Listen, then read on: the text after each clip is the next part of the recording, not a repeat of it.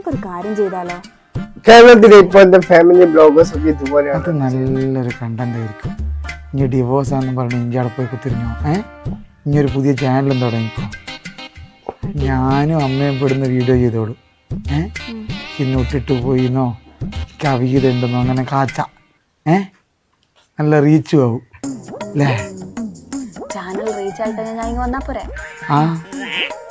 സകല reaction channel എടുത്തങ്ങ് പൊലിപ്പിച്ചോളൂ.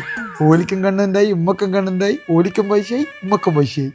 പിന്നെ car വാങ്ങാ, ഈ വീടെല്ലാം പൊളിച്ചിട്ട് പുതിയത് പണിയാ, ലൈഫ് അങ്ങ് സെറ്റ് ആവും.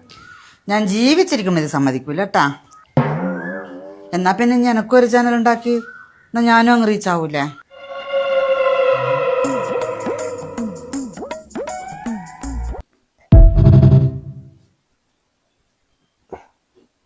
ഫാമിലി ബ്ലോഗേഴ്സ് എല്ലാവരും തമ്മിൽ തല്ല വേണ്ടിയിട്ട് മലയാളികൾ അതിനെ കുറിച്ച് അഭിപ്രായമൊക്കെ പറഞ്ഞ് ഇങ്ങനെ വീട്ടിൽ ചർച്ച ചെയ്യാം.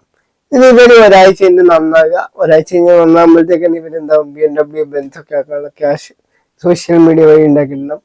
ഇത്തരത്തിൽ നിങ്ങളുടെ അനുഭവത്തിൽ ഏതെങ്കിലും യൂട്യൂബേഴ്സ് ഉണ്ട് എന്നുണ്ടെങ്കിൽ അവരുടെ കമന്റ് ബോക്സിൽ മെൻഷൻ ചെയ്യുക. പുതിയൊരു വീഡിയോ നമുക്ക് വീണ്ടും കാണാം.